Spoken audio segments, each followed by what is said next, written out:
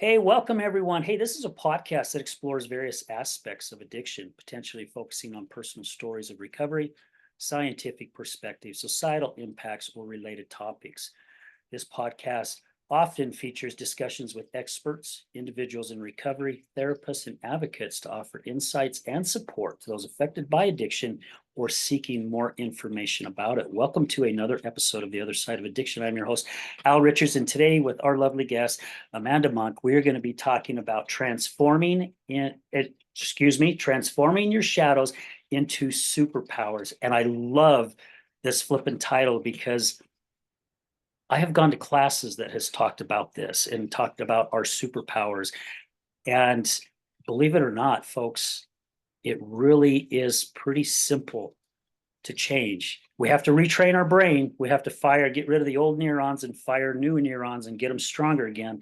But I'm going to love this show. So, Amanda, thank you so much for taking time out of your day to be with us. I'm so glad to be here. Thank you for having me. Oh, absolutely. And it's crazy.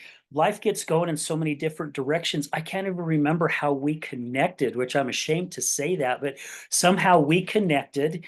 And you and I mean, I think the first time we sat down and had a discussion, I think, my gosh, we spent 45 minutes to an hour just talking about things, and that bond was there immediately. Yeah, yep, I agree. I think the connection we ended up in probably has something to do with the Giants and the Smalls community, because I know both you and I are in there, and we have Yep. some common friends in that group. So that's probably something like that, probably just both in there being giants and came across each other that way. Yeah, but I've been watching your shows for a little while, and I find the work you do really important and inspiring. So I'm really glad to be here talking to you and whoever else might be listening today. Yeah, well, thank you very much. Thank you very much, and I appreciate with what you're doing as well. And when we were talking about coming up with a title for the show, why did we come up with transforming your shadows into superpowers? Because I tell you what, so many of us, if not every single one of us, got shadows following us, and some of them are pretty dark. Yeah. Yeah, it's part of the human condition to go through the process of experiencing things that we might, I don't know, call or think of as shadows, think of as our dark side, think of as even as pain. And it's through, I mean, this is like the hero's journey, right? This is like the journey of what it is to come out of childhood experiences, to gain self-awareness, to become an adult, and then to really learn how to tap into your experiences and even the hard things that you've been through and use it as a strength, use it as a platform for change, use it as inspiration to do something different. So a lot of the work I do as a coach, I'm a transformational coach, and I also do a lot of work in intimacy and sexuality, and a lot of people's shame and shadows and challenges and dogma, things that lock them up, really comes to the surface when we start doing healing work around things like shame and guilt and unconditional love. And so it's through my own experiences of healing, and we can talk about that in a minute. I'm happy to share a little about my story. um, that I recognized, instead of using or seeing these shadows in me that I've used to either avoid things or victimize myself or stay in pain, um, I can actually transmute those things and start to see how they benefit me and how I can use them as a stepping stone or even a really strong platform to let it be a strength. And it's not necessarily, you can't avoid doing the healing work to get to the superpower. It's not just a decision necessarily, but like you said, it absolutely is building new neural pathways. And that's one of the ways you can do this work, is building new neural pathways, changing the inner stories that are happening, changing the inner critic, the inner voice, and learning how the experiences or patterns maybe that we've had as humans. Um, I see this particularly a lot in relationships, because relationships are such a mirror. And so when you recognize that this is a pattern I have and I keep going back into this shadow and doing this behavior and I want to change it or I'm willing to change it, then you can start to see how it, and this is where it might be a little bit of magic. This is where it might be a little hard to describe, because once you've decided to see it different or get curious about it, like, what is it about this pattern or this thing that I do that keeps me stuck or keeps me returning to a behavior that pushes people away is a good one, or isolates myself and I stop receiving or not asking for help, or I'm trying to move through my suffering in silence. And instead, it's like, how can I turn that into a superpower? So I'm sure a lot of people that you've interviewed here on this podcast have told you about how when they finally decided to stop hiding what was happening for them, whether what spurred their addiction or what they're hiding from in what their pain is, and they decided to face it and then start telling their story, it turned into healing, and now potentially is healing a bunch of other people, and it's become a superpower. Like, I overcame this really deep, dark, terrible thing, or this secret, or this abuse that happened to me, and because I was willing to face it and do some healing work around it. And that healing work can be so many things. It could be forgiveness, it could be substance abuse that has to stop, it could be finding new coping mechanisms, it could be connecting with people and not isolating anymore. So many things it could be. When that behavior changes and then there's an opening and willingness to share, to let others in, to find connection through it, it becomes a superpower. Yeah. And I love how you just explained that, because so many things was going off in my head. You know, not bringing names up out of respect, but as you know, since I've been single and I've been out there meeting ladies and individuals, and it's crazy how not all of them, but a few, how they're looking under every rock for every red flag they can possibly find. And and I it was hard for me to accept at first. And then I really had to step back and go, this person is hurting. This person has a lot of pain. And it's not that I'm feeling sorry for them. I don't want it to sound that way. It's just whatever life struggles has happened to them, it's really put that wall up. So they're very, and of course, we've all done it, right? We need to guard ourselves. We want to guard our feelings. And however, they don't allow themselves to really, I like to put it as they spend it looking, they're looking through a straw. You know, when you look through a straw, you can only see so much, Right. right? Until you split it and you start opening up where you actually start seeing a lot more. And it was really hard for me to understand at first, because everything's going so good. And then all of a sudden it's this and it's this and it's this and it's this and it's this. And it's like, my gosh, are you turning over every rock to find a bug? Because you're pretty much going to find one. Because I'm not perfect. I don't know anybody out here that walks this earth that's perfect. And Oh, we're all going to find it. But again, it's how we guard ourselves and how we protect ourselves. And I think it's very important, because it's work I have had to do the past 15 years on really digging deep and go, okay, who's Al Richards? And go, you know what? I have got so many flippin' faults that I didn't realize I had, because I was just being me, not realizing the hurt and the pain I was causing other individuals, including myself. mhm. And spending the past 15 years on working on things, and even with working with people like yourself with what you do. And now that I do, you know, by coaching people and helping individuals open that vision, Yeah. my gosh, I got goosebumps over here on this side, because it changes our life almost immediately, which is so crazy. Yeah. Oh, you hit on such a good example of where dating is such an example. Right now, I see it. I'm also single. Well, I haven't been on dating apps for a while, so I won't say I'm actively dating right now. But that's actually what pushed me away from like the dating app culture, is what you're describing. There's such Dating in general is really one of those processes where we have to be vulnerable and be open to connection.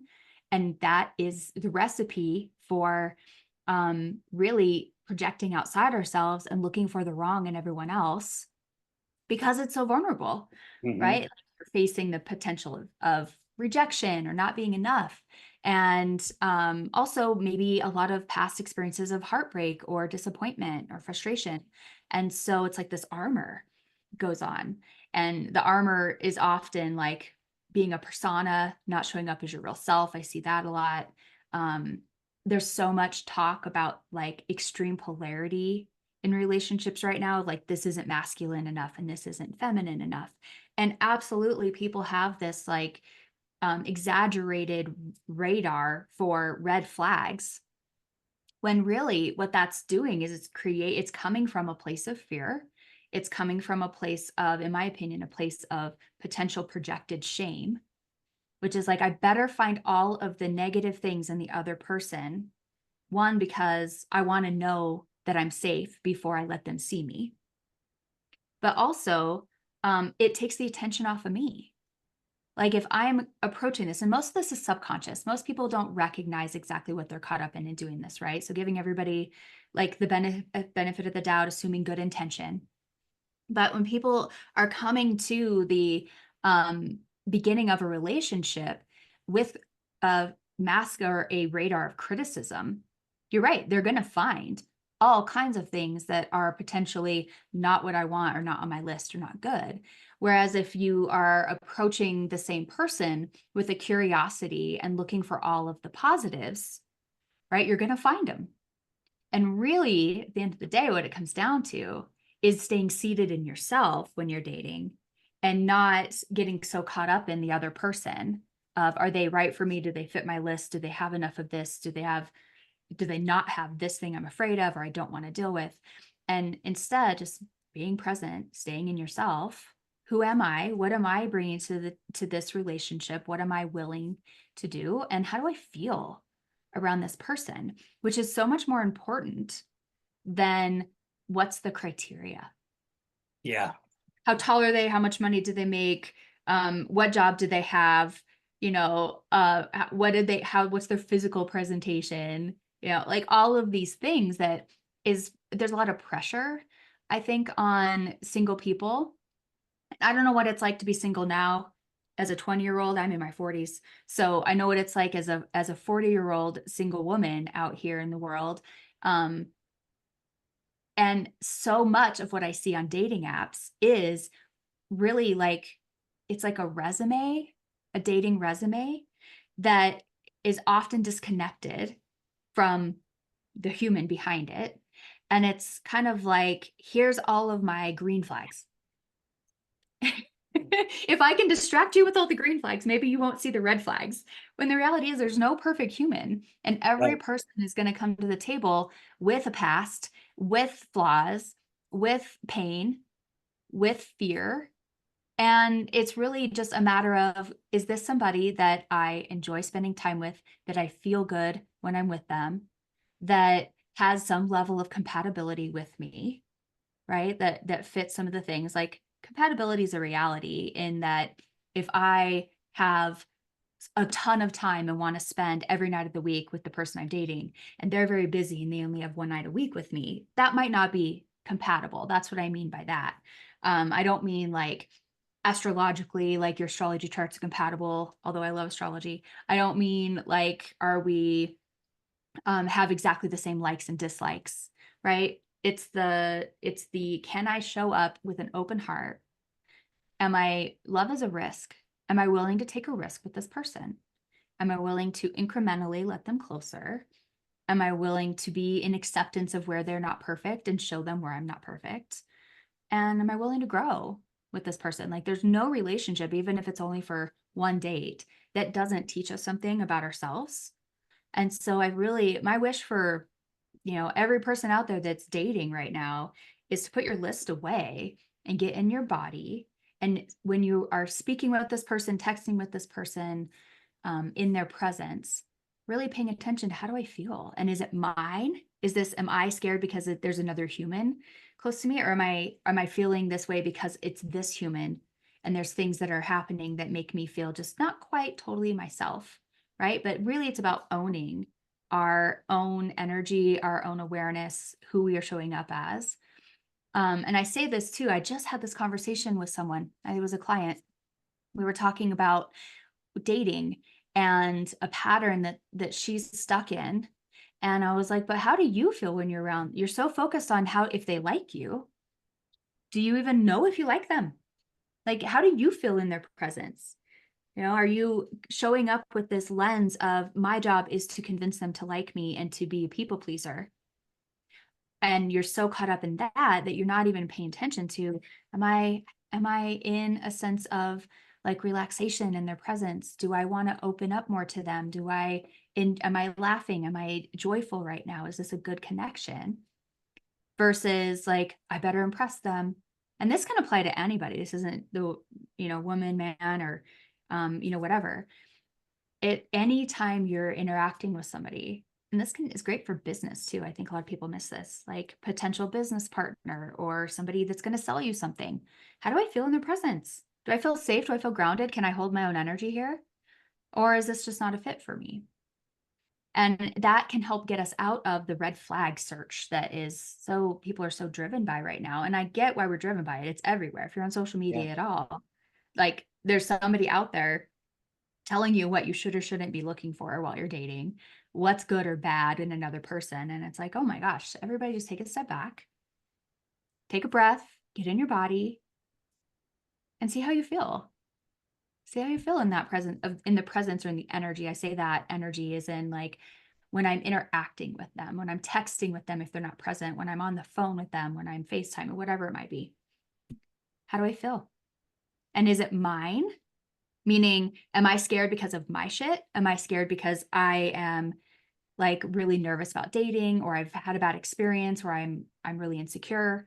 Or is it actually the presence of the other person with me, where I'm picking up on some, this is particularly a call out for women, but this applies to men too, where we pick up on subtleties in micro expressions, in tone of voice, in word choice, and things that we don't necessarily compute real time with our conscious mind. But that's why I say get in your body, which is a superpower, by the way. Get in your body because your body's going to tell you. It's picking up on all that data that you're not consciously able to process in real time. Most people aren't. And it's going to tell you, is this a lean in for me or is this a lean back for me? Yeah. Yeah. Yeah, the superpower is awareness. The superpower is getting in your body and getting out of the checklists in your head. Yeah, because I mean, what I've seen so far being in the single realm, because I've not been in the single realm for over 18 years. This is all new, and especially being at my age, it's a lot different being in your 60s compared to where it was back when I was in my 30s or 40s being single. Right. Way, way different. Yeah, and it is crazy how it's like people are so busy looking at the red flags.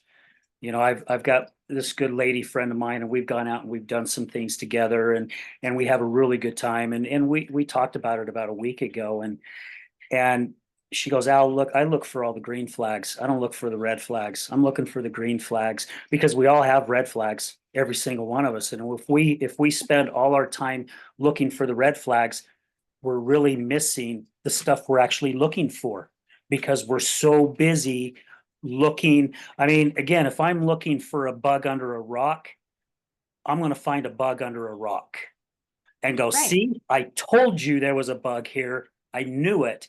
To where if we just expect, hey, there's going to be bugs underneath these rocks, but I'm willing to keep it with an open mind, and I think it goes back to even like with what I do working in the addiction realm.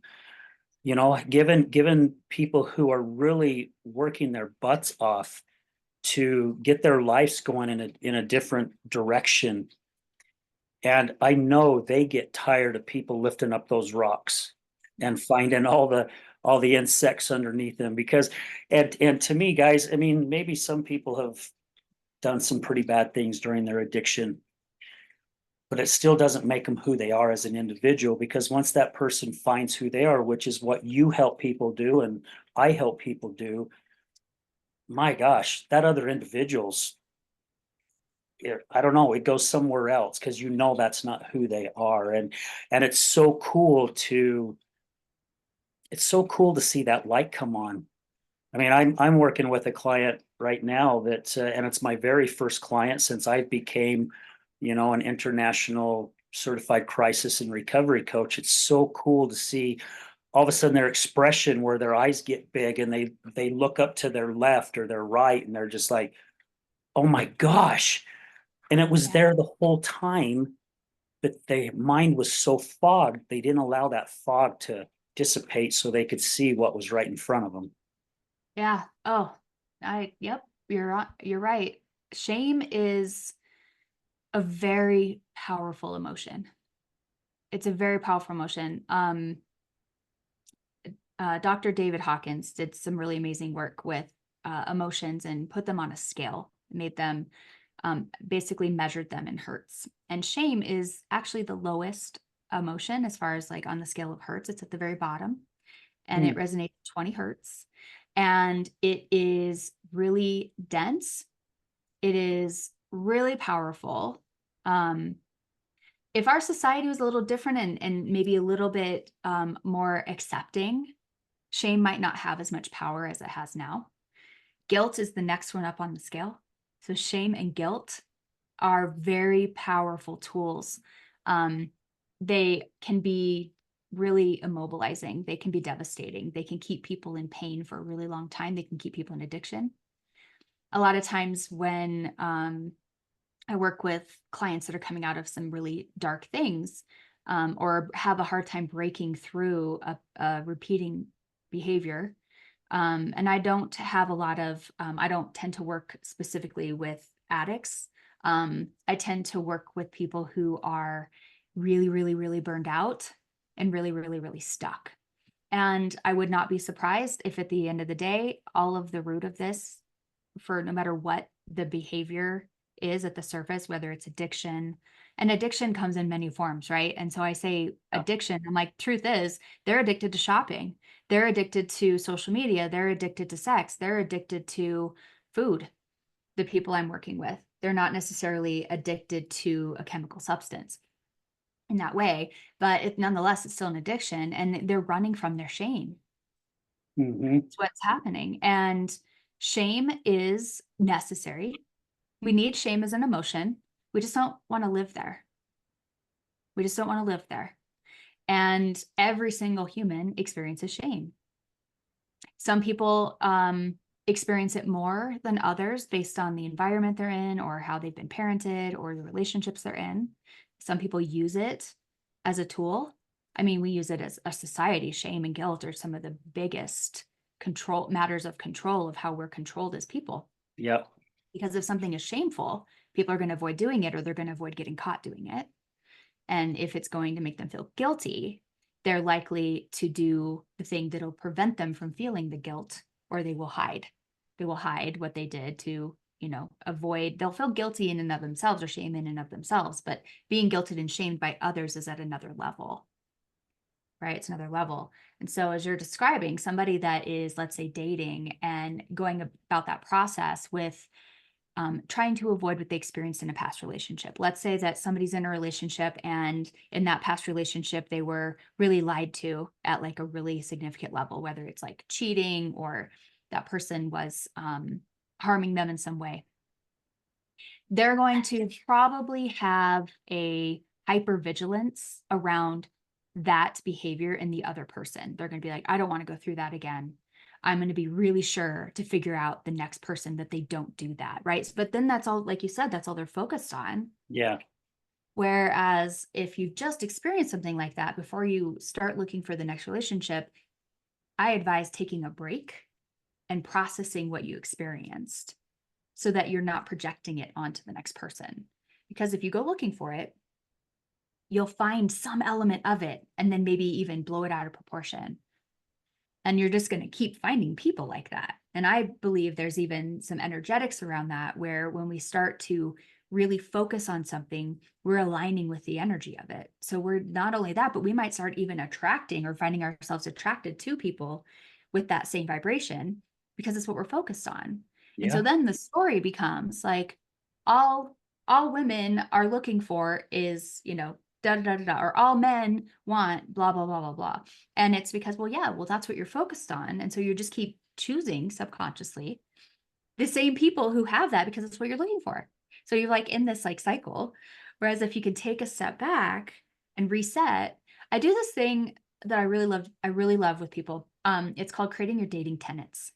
Tenets being like, I think of them like if you're going on a hike, they're the trail markers. Tenets are like, what are the things I want to check in, kind of like values almost. Like, what do I want to check in with myself to make sure that I'm staying on track? And so dating tenets are a set of your own like standards or things you can use to check in with yourself to stay on track, your design, right? Of while you're dating. So one of mine is love is never wasted. That's a tenet for me. It's like a value in dating and relationships. Because what I realize is in past relationships, I had this like mindset going that if I stay in a relationship that doesn't turn into this end result of like the happy long-term relationship, then I've wasted my time.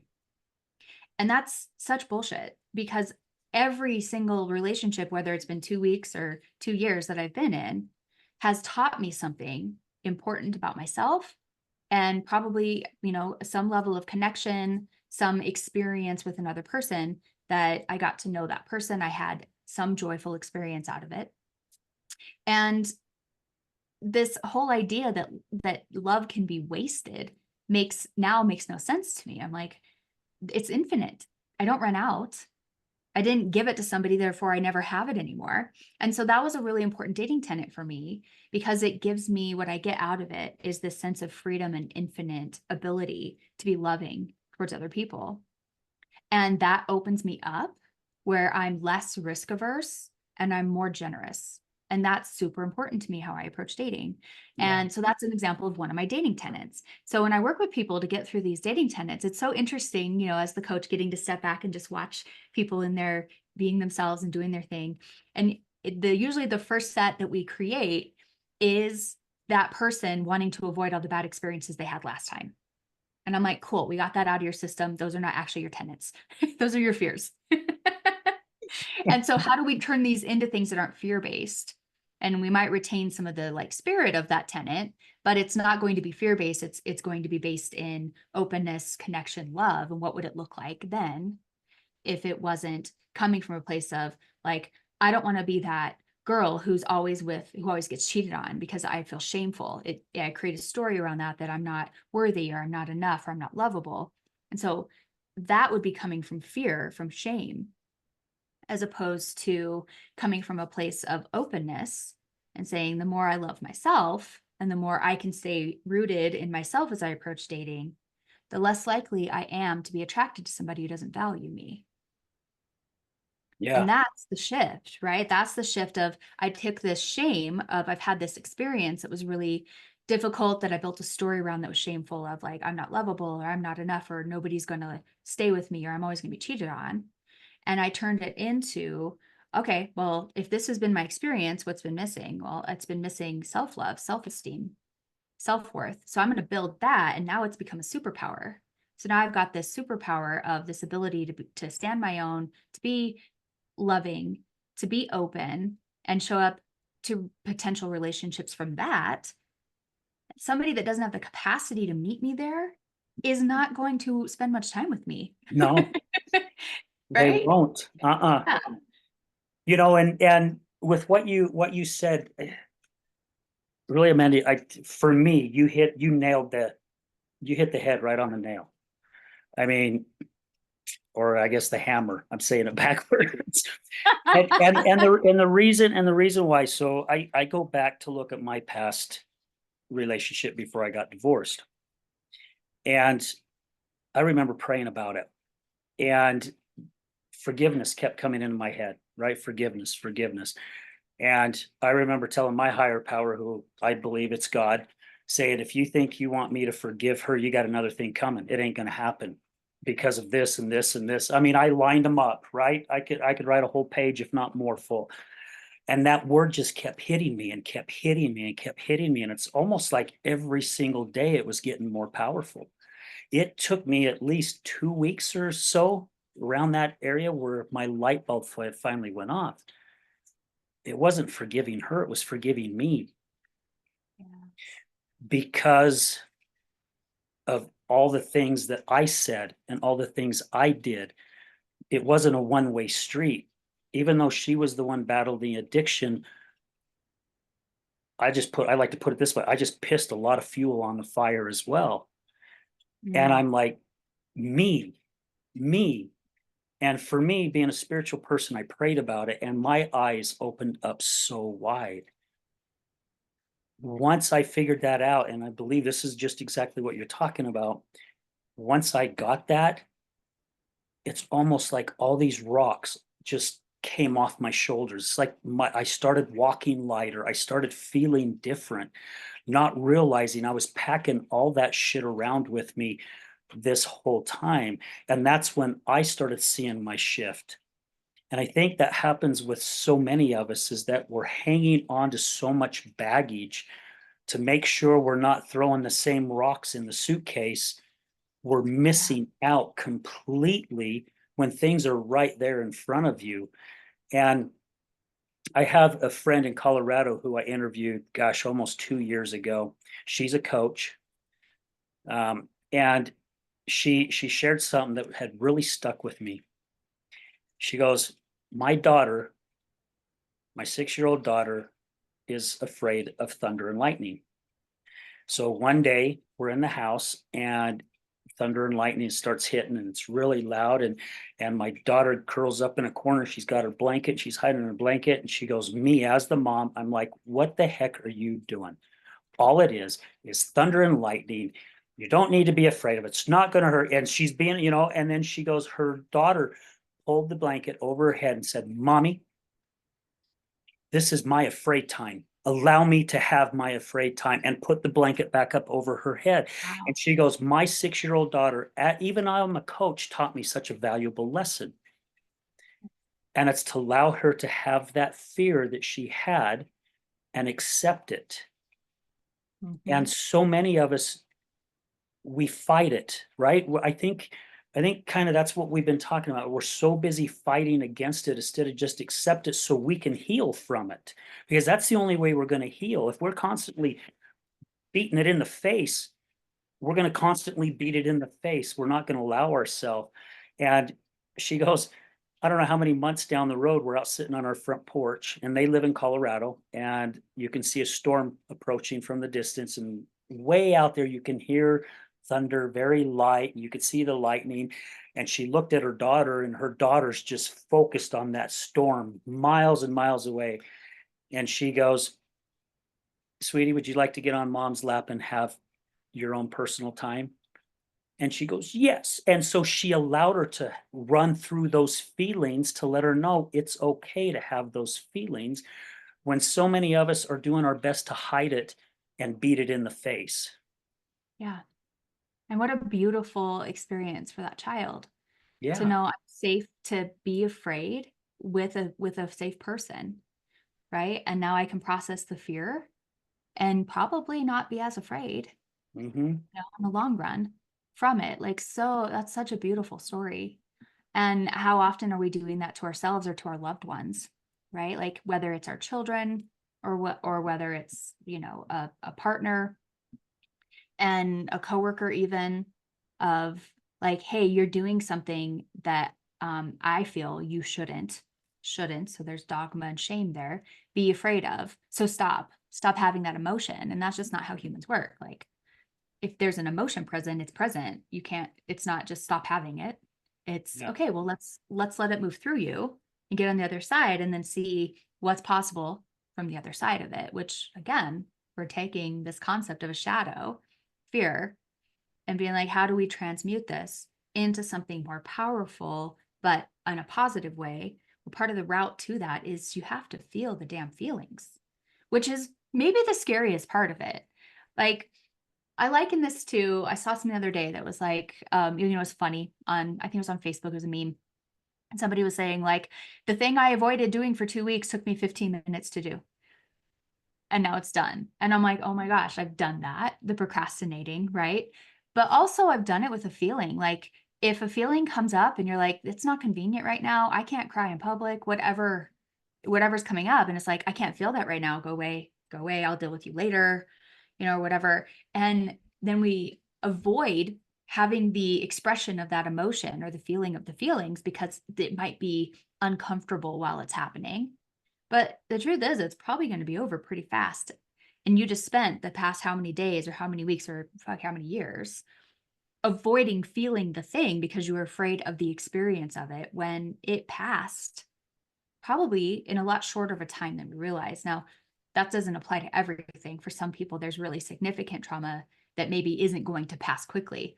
But I have absolutely had moments where I'm in the middle of something. And I've honestly had to do a lot of work on this because I've been in corporate world for a long time and worked on the people side of changes and leadership development. So I'm in like this emotional intelligence side of the business, but in this like oxymoron of a corporation where you're not allowed to have emotions, Yeah. even though we're talking about emotional intelligence, right? And Yeah. so I would have these experiences of like, I'm in front of the room, I'm leading this. I can't have a little mini breakdown right now and cry in front of everybody. And so it was like, I'd push it down and then it would come out in another way, in another time that was kind of like compounded. It was bigger than it would have been if I would have just let the emotion roll in the moment. And I know better now that what I would have benefited the entire room is if I would have let that emotion come to the surface and processed it and shown everybody in that room that you're safe to have a feeling when it comes up. It's okay if a tear falls while you're in the office, like you're a human.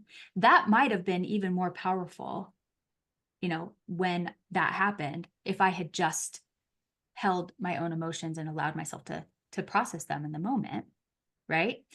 As opposed to being this stoic, ultra professional who keeps my emotions for my private time. So, yeah, in the end, I burnt out of that career. I had to leave corporate completely. And I don't think that's a negative thing for me. That's been a good route in the end. But it was a really hard process. And part of having to be that persona that is professional and doesn't have those feelings in front of other people because I'm a professional, I'm a leader, like that persona is not real. And it burned me out. It burned me out. So, I mean, that's like a whole other topic of like emotions in the workplace and how toxic that environment can be. But at the end of the day, it's like if we want to move out of these emotions that feel uncomfortable, we really have to allow them to pass because they don't go away. They Yeah. find other places in the body, they turn into disease, they turn into chronic problems. They show up in our physical body, even though originating in our emotional body. And they can cause a lot of problems in the long run. And also, anytime we're not in touch with those emotions, we're in a way, some form of isolation.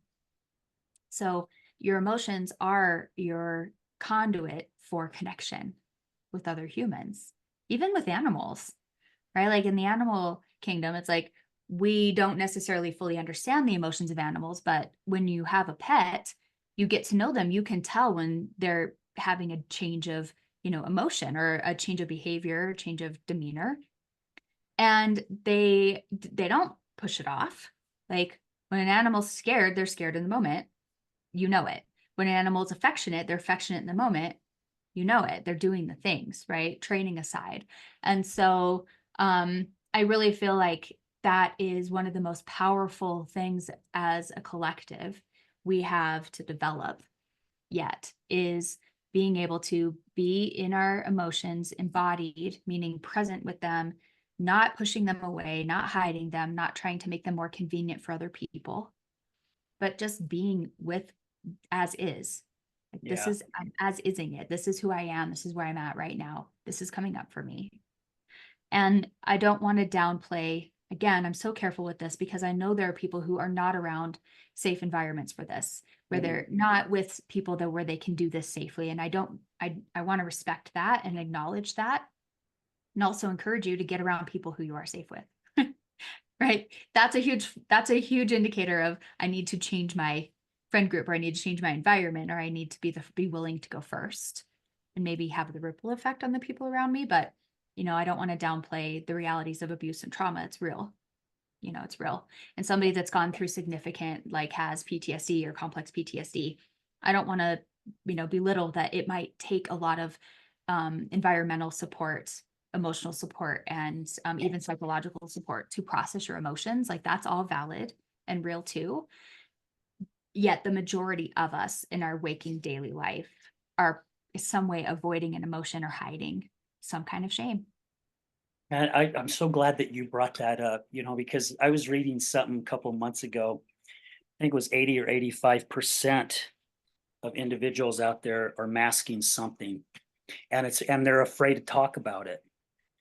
And it's so crazy because I was one of those individuals, back in 2019. I was hiding and masking what I was going through in my home life because that was in the depths of my ex-wife's addiction, back in 2017, 18, 19, and even before that. And holding all that stuff in was literally destroying me inside. It wasn't from the outside, it was coming from the inside out. And it's crazy how we get to a point in our life where we think we're the only ones that are going through this. And in the line of work that you're in, I'm sure you see that all the time, right? We think out of what is there, 7 billion, 8 billion people on this planet, and we're the only ones that's suffering with this when there's thousands of others. And to be able to open up and talk about it and hanging on to it, you just said it just a little bit ago. It's like a disease. It's a cancer. It'll sit there and it'll just grow and it will multiply. And I know people in my life who are fighting health issue after health issue after health issue, and it's because of all the freaking baggage that they are hanging on to. And God gave us all these feelings, all these emotions for a reason.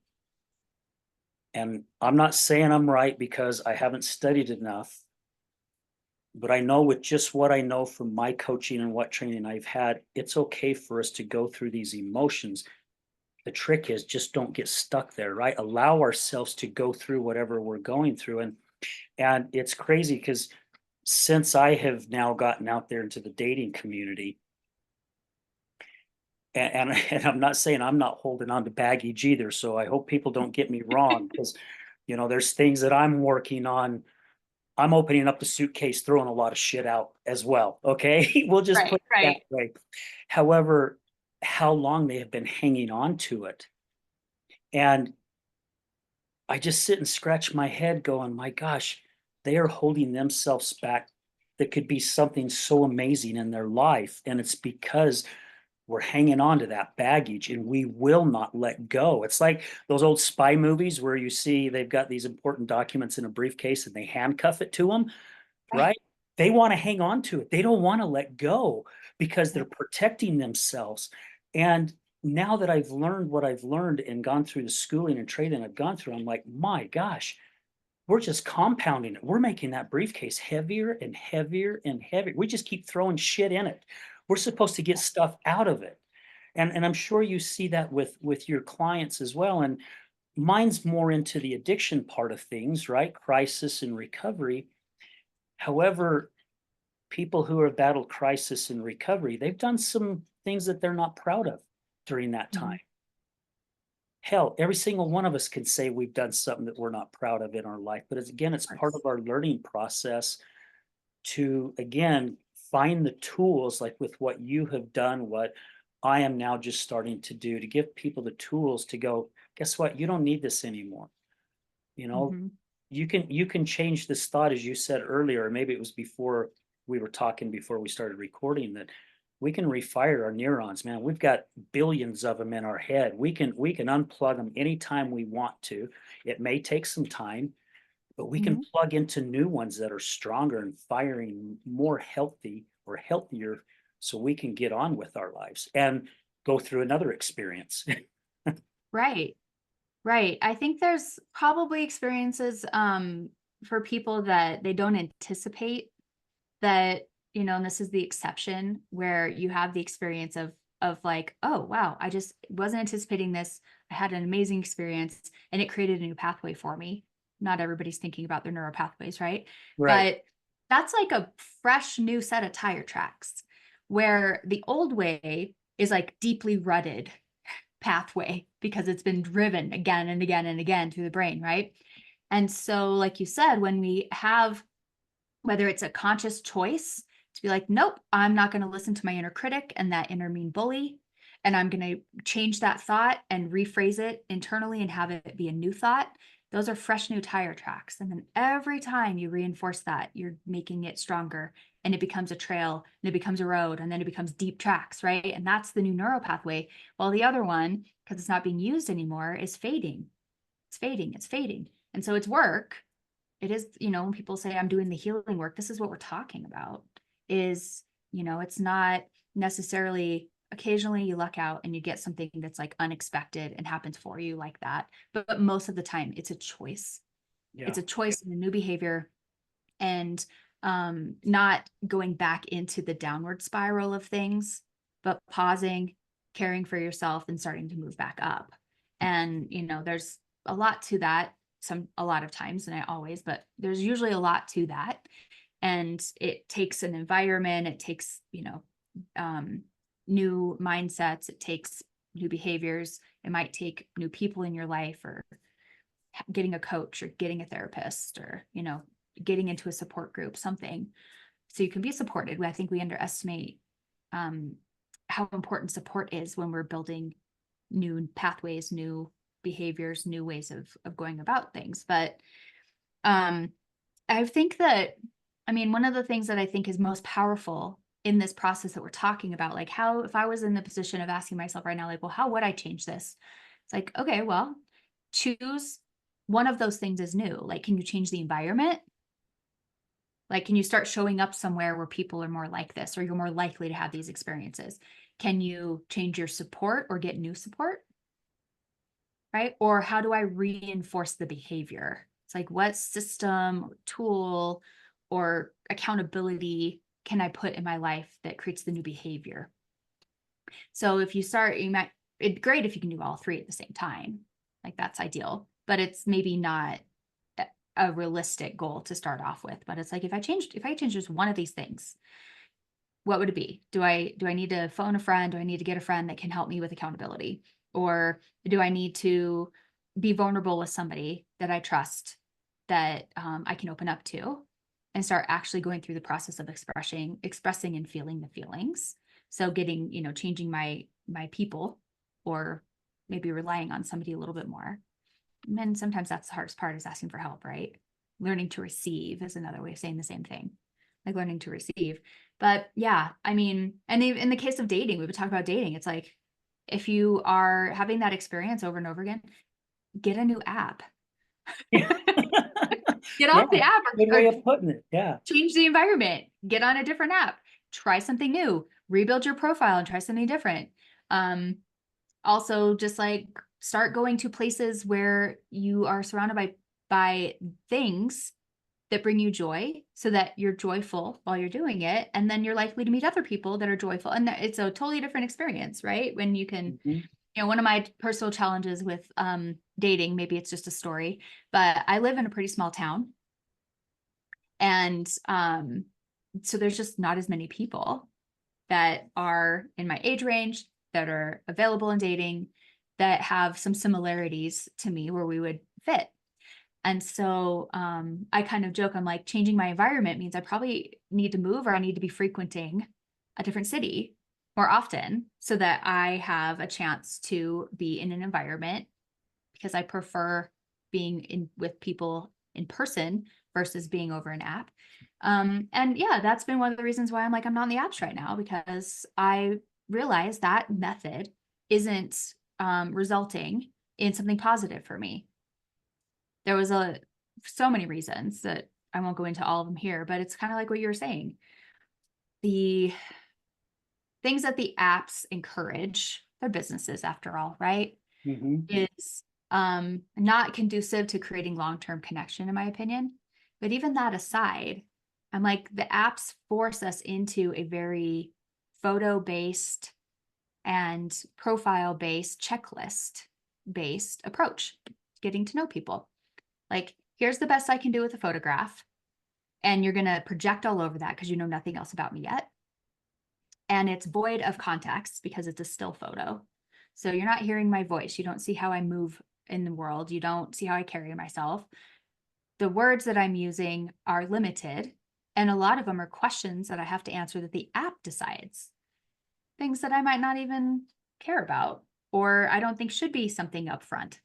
So yeah, it's just really, I'm like, that environment isn't working for me. So changing the environment. Yep. Going to retreats, traveling. My June is full of travel. And so I'm like, okay, that's one of the ways I'm doing that. And it's recognizing, it's kind of like through the process of taking the step back and realizing, why am I not enjoying this process? Why am I not enjoying the online dating? Like, what is it about the process that I don't like? You know, kind of after getting over some of the initial things of like, it's exhausting and I have to be on the apps all the time, and people's expectations of how quickly I can respond. And they translate that into if I like you or not, when really I'm single mom who runs a business. I'm a busy person, right? So it's like I got past all that initial story and I was like, at the end of the day, the way that this sets up for me isn't conducive to how I like to connect to people. So I need to get off the apps and find other ways to put myself in environments where they're rich with connection. That's how I'm going to meet somebody. I'm not in a hurry either. There's no like timeline to it. There's no like, I had to release all of these societal expectations of like, well, how long have you been single? Why are you still single? Have you got that question yet? Why, you're a good looking guy. Why are you still single, Al? How often do you get that? I haven't, thank You have? goodness yet. Okay. No, thank It'll goodness. happen. I'm I sure think it will. maybe it's Yeah, something men ask women more, but I've definitely gotten that like, well, why are you still single? And I'm just like, well, that is not the question.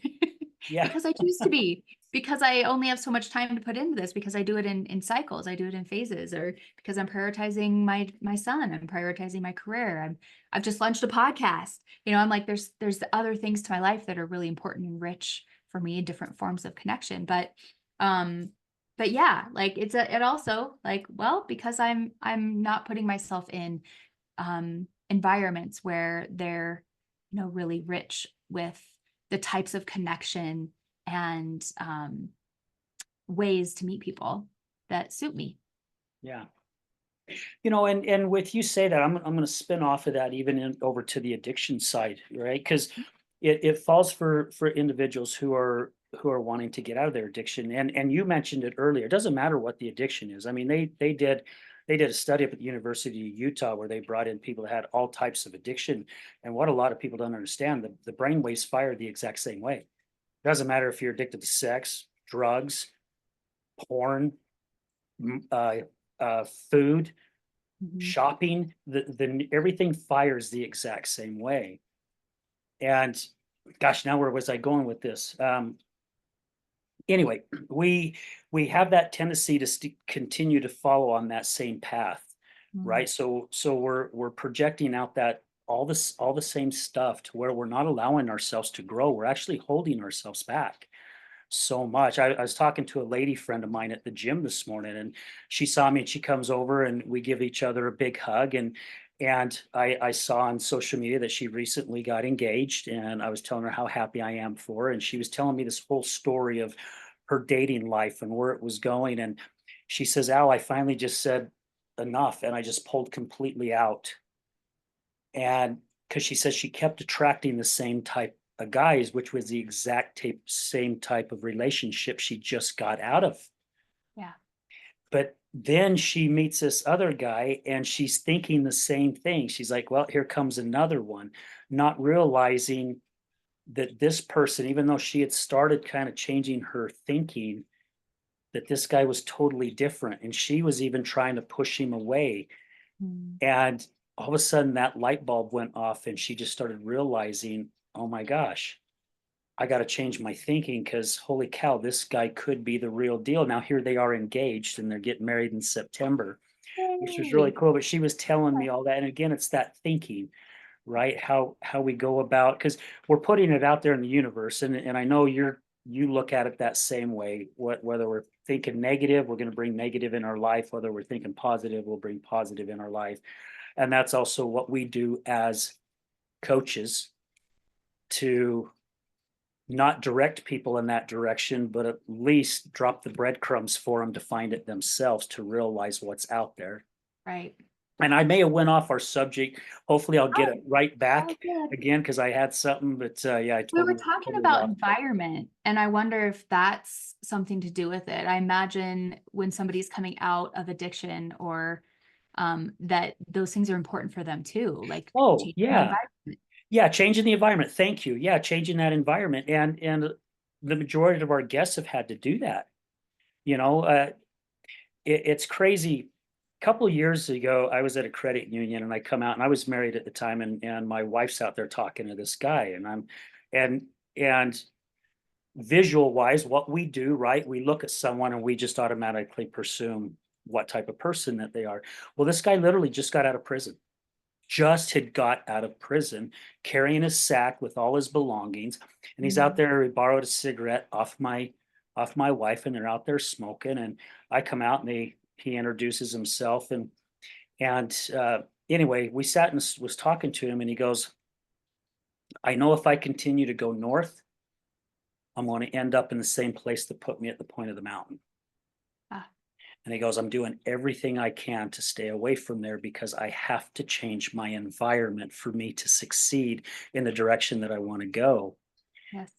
And we asked him where he needed to go, and I said, "Look, the best we can do is," I says, my ex knew the bus stops very well because she had no license due to her addiction, and she knew exactly which bus stop would take him to his destination. And I says, "Look, the least we can do is we can take you to your bus stop, and but changing that environment and getting yourself away." And I've heard people say, "Well, it's almost impossible."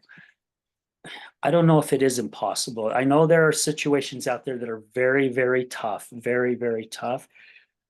However, changing our environment can change our mindset and so much, and really get us out of that negativity, and Yeah. also finding individuals to talk to speak with who have either been in that same situation, or those that'll just sit and listen, because I can't give you advice about relationships if I've never really been in a relationship. Right. Or even if you had a really narrow view of what relationship is, Yeah. right? Like that's it. I think it's not impossible to change your environment. Um, but yeah, acknowledging circumstances for some might be really, really hard. Um, and also like any part of it that you can change. You have to go back to a place that is like not going to be the change you need it to be, like the place you need to sleep, or whatever, and there's temptations there, there's dangers there for you. You're going to be in that place the least possible then, right? It's like you're not going to just be like, well, I give up, circumstances, I'm victimized, I have to be here. You're going to be like, cool, if I have to be there, I'm only going to be there while I sleep, and I'm going to do everything I can to spend the rest of the time, my waking time, away from that, even if it's like sitting out in the park across the street. Like there's Yeah. always some choice. There's always some level of choice, whether it's how we choose to perceive the thing, what we choose to focus on, or the parts we do have control over. There's always some choice. And I think even like there's a question that comes to mind.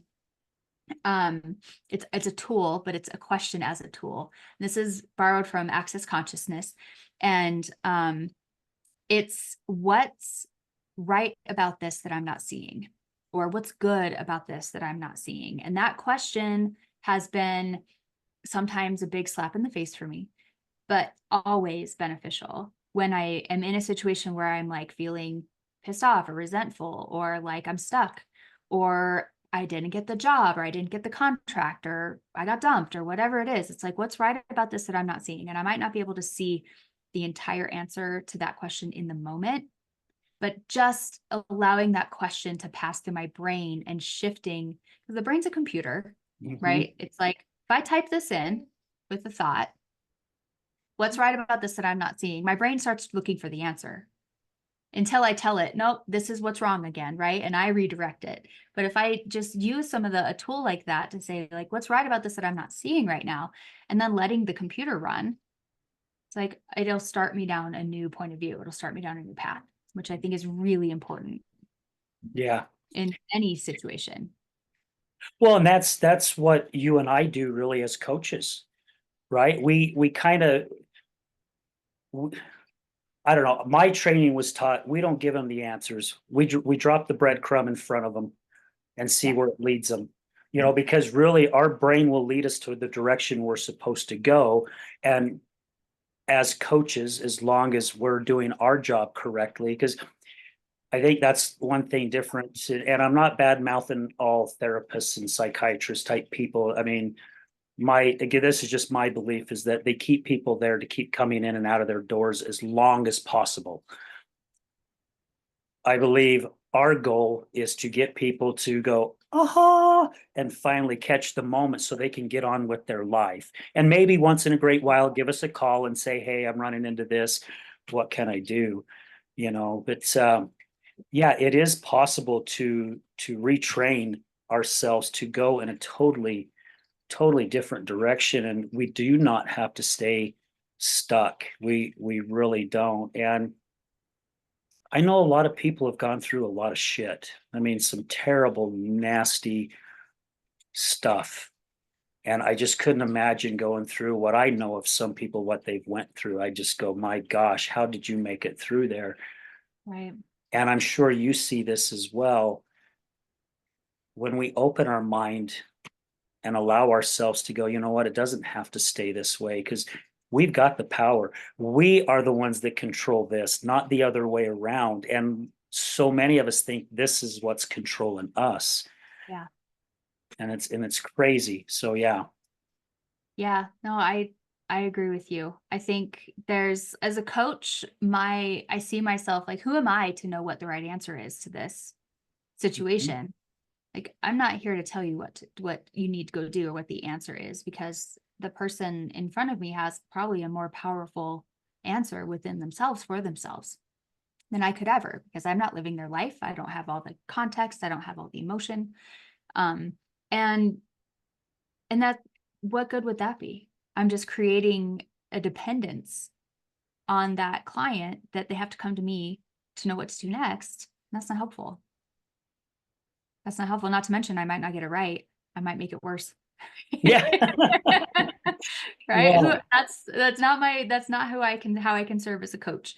And so I agree with you 100%. It's really just like guiding, asking questions, illuminating new possibilities, as a what if or how could it be different? But really, it's a lot of asking questions and letting people have those aha moments. Like the light bulb moment is why I do what I do. yeah. Like that is the biggest motivator for me. It fills my cup completely as far as like what I do for a living. When somebody has one of those moments, I'm just like happy, fulfilled. I'm like, yes, I'm so excited for them. And it definitely motivates me to continue doing this work. Being a coach can be also have dark sides, right? It has its own shadows. And yeah, also just holding space for people who are going through shit, like as the coach, can become the safe person where they do bring their emotions, where they do ask for help. And so I think there's, so I want to kind of go back to our theme for a minute, where the shadows can be turned into the superpowers, and over relying on your superpowers can become a shadow. Right? Okay. Like there's times where, um, are you familiar with the concept of like the strength finders, Gallup's strength finders test? Doesn't sound familiar. It's one of those personality style tests that you can do where you take a quiz that asks you a bunch of questions. It's kind of Oh, like okay. Okay. Myers-Briggs-ish, you know. And so strength finders, when I worked at I did leadership development at Amazon at one point in my career. And I think I've facilitated strength finders like 500 something people at one point. The count was like really high. And what I found was like after facilitating it for a while and people being like, okay, these are my 5 top strengths. And it's like, cool. If you are going to rely on only those top 5 all the time, you have a lot of blind spots and you're also not growing.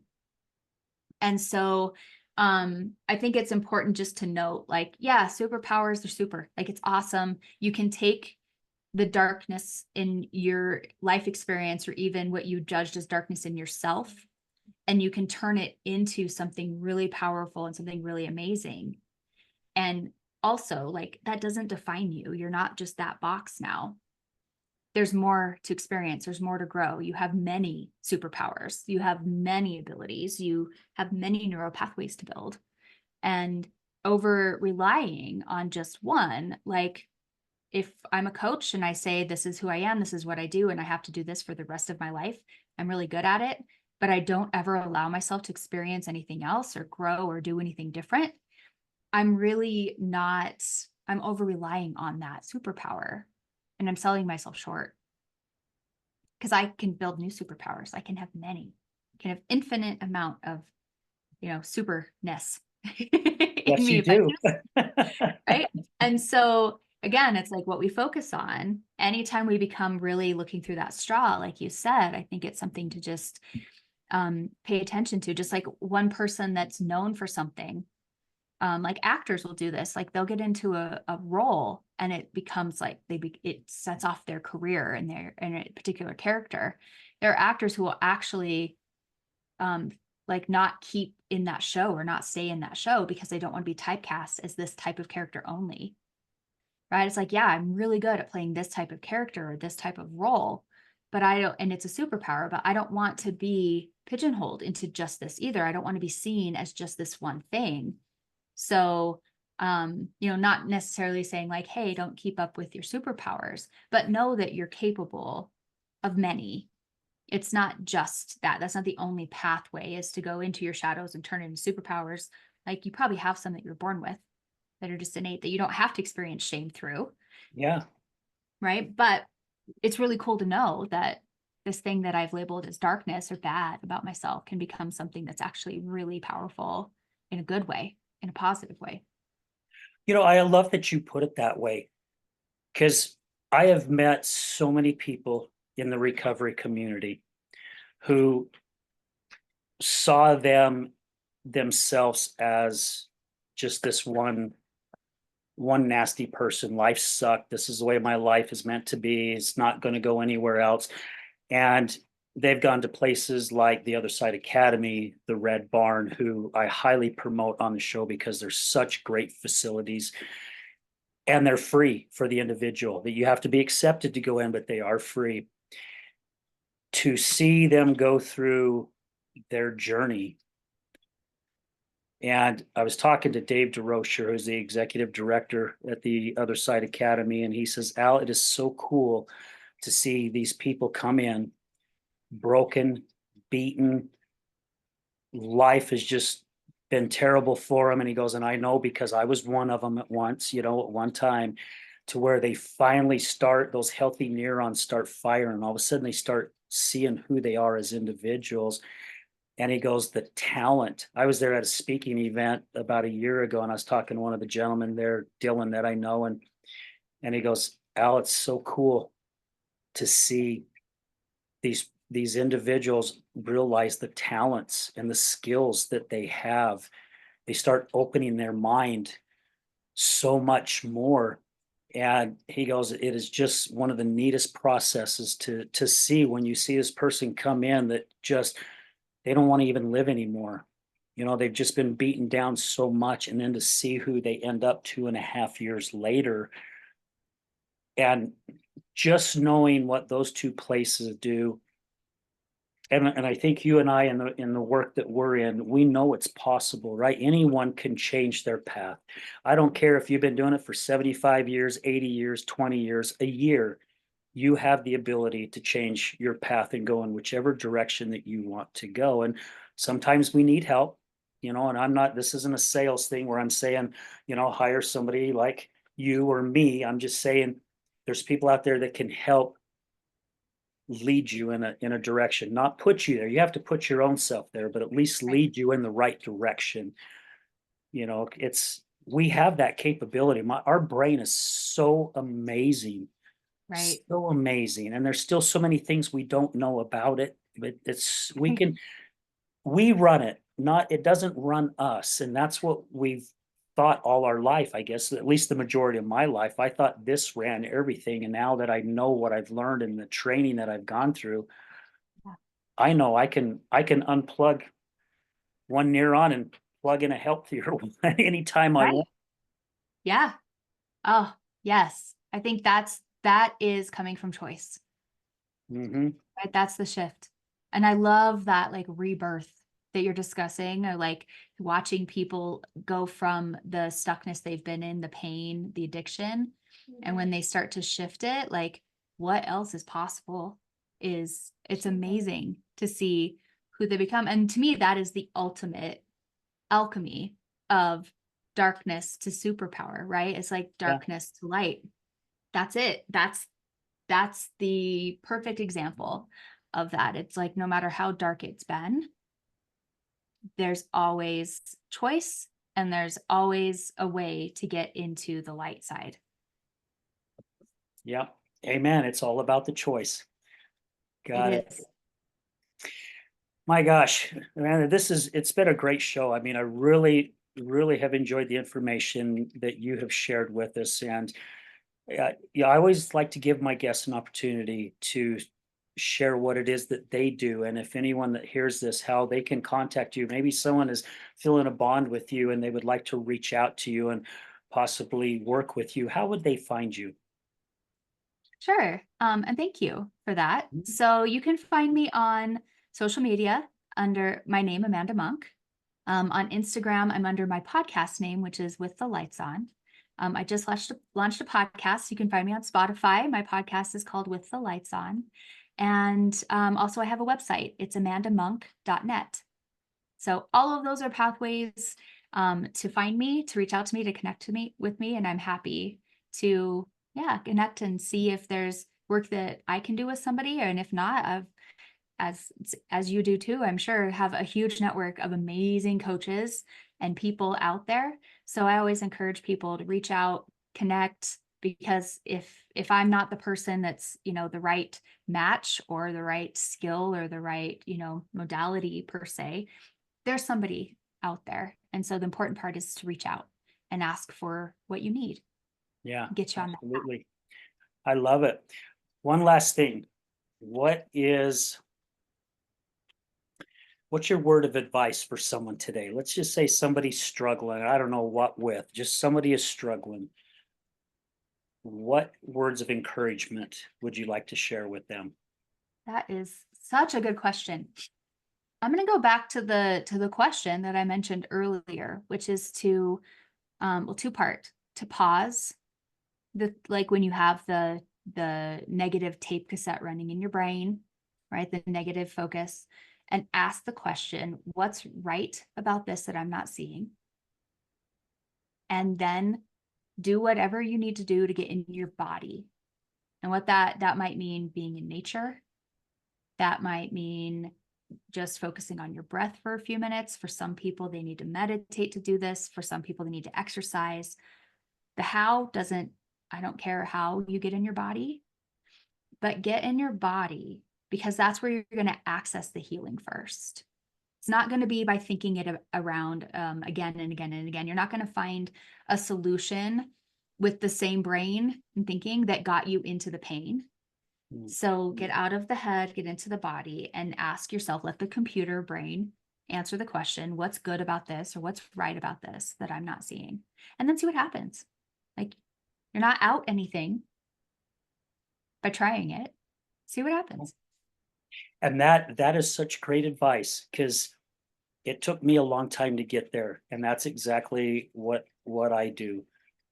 Ask it and then just allow it to take its process. And there's sometimes I've had my answer immediately, and there's other times weeks, if not months, have gone down the road.